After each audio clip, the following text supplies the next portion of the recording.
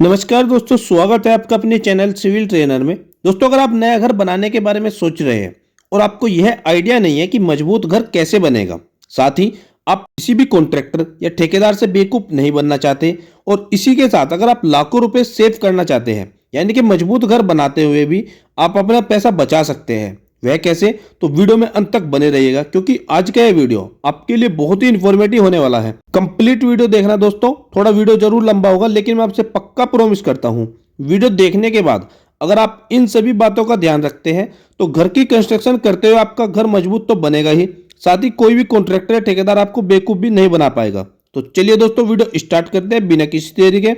Video अच्छी लगे तो लाइक, और अगर आप चैनल पर नए हैं तो प्लीज चैनल को सब्सक्राइब करना न भूलें।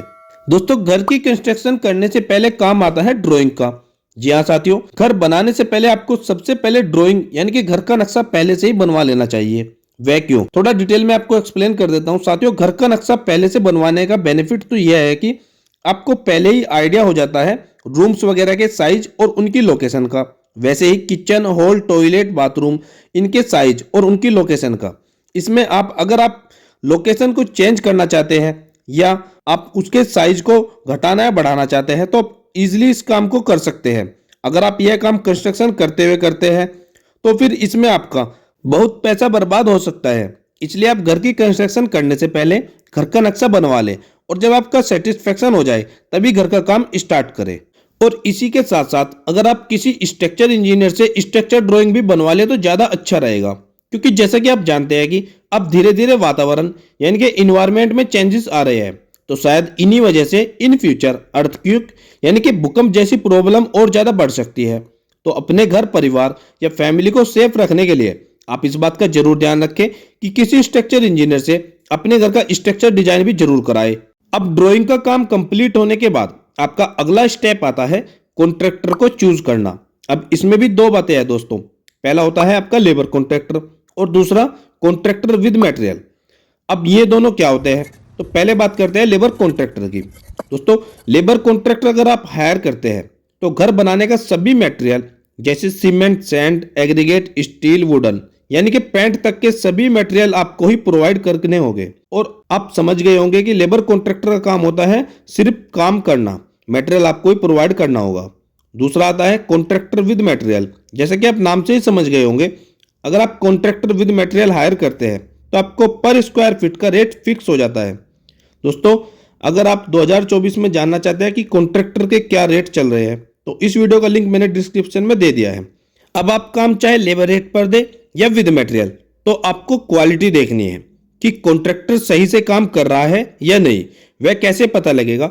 वीडियो को लास्ट तक देखें और बहुत ध्यान से देखते रहे। अब दोस्तों, जब आप मटेरियल परचेज करने लगे या फिर आपका मटेरियल आना स्टार्ट हो जाता है साइट पर, तो आपको ध्यान रखना है कि सरिये का ग्रेड 500 या 500 एसडी ग्रेड होना चाहिए। सरिया आप किसी भी कंपनी का यूज करें लेकिन इसका ग्रेड का आपको ध्यान रखना है।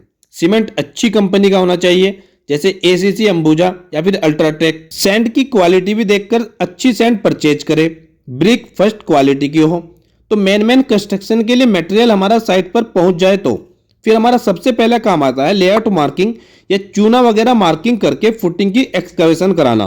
दोस्तों, अगर आपके प्लॉट पर जेसीबी मशीन चल सकती है और आपकी 10 से 15 फुटिंग है तो आप जेसीबी से एक्सकवेशन करा सकते हो, बट फिर भी बाद में आपको लेबर लगाकर अच्छे से एक्सकवेशन कराना होगा, यानी कि एक्सकवेशन को सेफ देना पड़ेगा वह लेबर लगाकर। बट अगर आप मैनुअली लेबर से एक्सकवेशन कराते हैं तो लेबर प्रॉपर साइज का एक्सकवेशन करके देगा, बस इसमें आपके 2 से 3 दिन एक्स्ट्रा लग जाते हैं।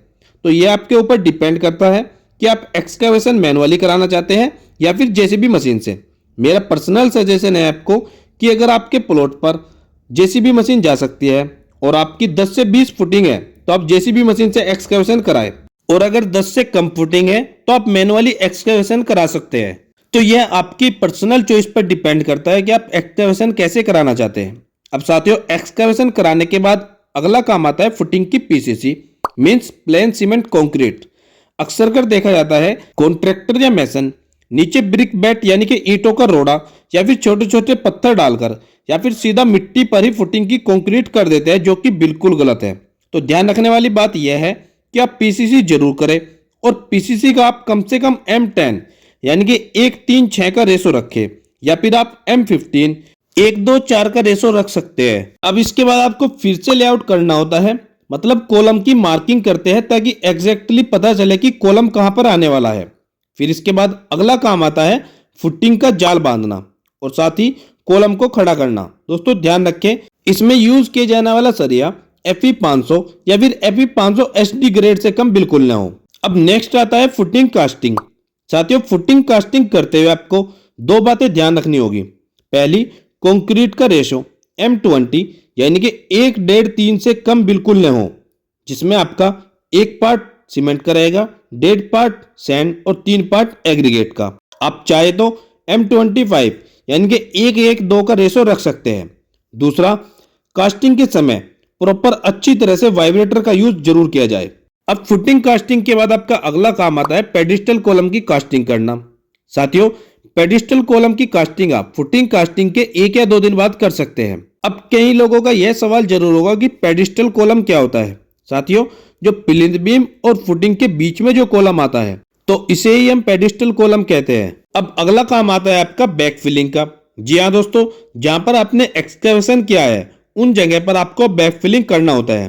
ध्यान रखें, बैक फिलिंग करने के बाद आपको सॉइल को अच्छी तरह से सेटल करने के लिए उसमें पानी जरूर छोड़ दे या फिर कॉम्पैक्टर मशीन से उसको कॉम्पैक्ट करे, ताकि फ्यूचर में घर में किसी भी तरह का कोई भी प्रॉब्लम न आए, यानी कि सॉइल सेटलमेंट से घर की दीवारों में क्रैक्स न आए। अब इसके बाद आपका अगला काम आता है प्लिंथ बीम का, यानी कि प्लिंथ बीम की शटरिंग और सरिया बंधाई का काम। तो साथियों ध्यान रखें कि प्लिंथ बीम की शटरिंग लाइन लेंथ में होनी चाहिए, सरिया प्रॉपर ड्राइंग के अकॉर्डिंग बांधना चाहिए। साथ ही प्लिंथ बीम की कंक्रीट करते हुए ध्यान रखें कि आपका कम से कम M20 का रेशो हो। साथ ही प्रॉपर अच्छी तरह से वाइब्रेटर का यूज जरूर करें ताकि प्लिंथ बीम में किसी भी तरह का हनीकॉम्ब न निकले, और नेक्स्ट डे से ही आप प्लिंथ बीम की क्यूरिंग करना स्टार्ट कर दे। वैसे तो साथियों आप ध्यान रखें कि आपका कोई भी RCC मेंबर है जिसका आप कास्टिंग करते हैं, उसके अगले दिन ही आप उसकी अच्छी तरह से क्यूरिंग करना स्टार्ट करें। और आपका कोई भी RCC मेंबर्स है उसको आप कम से कम 1 हफ्ते तक क्यूरिंग करते रहे। अगर आप गर्मियों के मौसम में हैं तो कम से कम दिन में 5 से 6 बार क्यूरिंग करें, और अगर आप सर्दियों के मौसम में हैं तो आप दिन में कम से कम 3 से 4 बार क्यूरिंग जरूर करें। अब अगला काम आता है सभी कॉलम की ढलाई करना, साथ ही ब्रिकवर्क करना। दोस्तों आप ध्यान रखें कि जब भी आप घर का काम कराए तो फ्रेम स्ट्रक्चर में घर का निर्माण कराए। अब कुछ लोग पहले तो फ्रेम स्ट्रक्चर को तैयार करते हैं, उसके बाद ही ब्रिकवर्क का काम कराते हैं, लेकिन कुछ लोग ऐसे होते हैं कि पहले स्लेब लेवल तक के कॉलम को ढलाई कर लेते हैं, यानी कि स्लेब लेवल तक कॉलम की कास्टिंग कर लेते हैं, उसके बाद स्लेब लेवल तक वापस ब्रिकवर्क करते हैं, उसके बाद ही छत की ढलाई करते हैं। तो ये आपकी चॉइस पर डिपेंड करता है, दोनों ही तरीके सही है। लेकिन आपको ध्यान रखना है कि कुछ मेसन या कॉन्ट्रैक्टर ऐसा करते हैं कि पहले ब्रिकवर्क करते हैं और उसके बीच में, जैसा आप देख पा रहे हैं, कुछ इस तरह से जगह छोड़कर बाद में कॉलम की कास्टिंग करते हैं, जो कि मजबूती के लिहाज से देखा जाए तो बिल्कुल गलत है।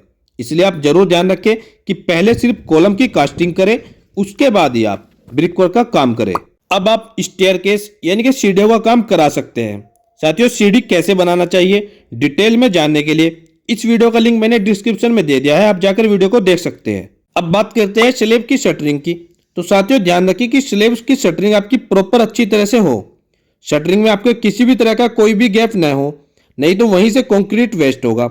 दूसरा, स्लेब की शटरिंग करते समय आपको ध्यान रखना है कि प्रॉपर अच्छी तरह से रेन वाटर स्लोप मेंटेन करें। आपका नेक्स्ट और मोस्ट इंपोर्टेंट काम आता है छत यानी स्लेब का सरिया बंधाई। दोस्तों ध्यान रखें कि छत का सरिया बंधाई आपको किसी सिविल इंजीनियर की देखरेख में ही कराना चाहिए, ताकि किसी भी तरह की कोई भी प्रॉब्लम न आए। और छत में आप 10 mm के मैन और डिस्ट्रीब्यूशन बार ही प्रोवाइड करें। कुछ लोग ऐसे होते हैं जो 8 mm का स्टील बार भी छत में यूज कर लेते हैं, जो कि बिल्कुल गलत है। मजबूती के हिसाब से देखा जाए तो आप ऐसा बिल्कुल न करें।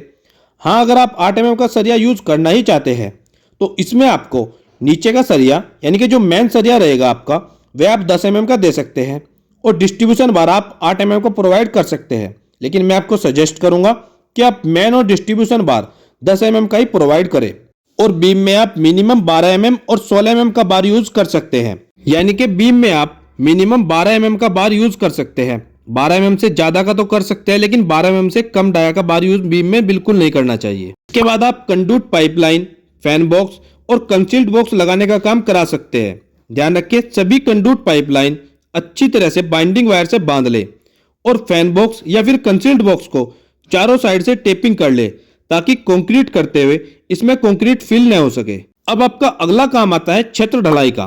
तो साथियों छत ढलाई करने से पहले आप साइट पर सभी जरूरत के मटेरियल की व्यवस्था कर ले।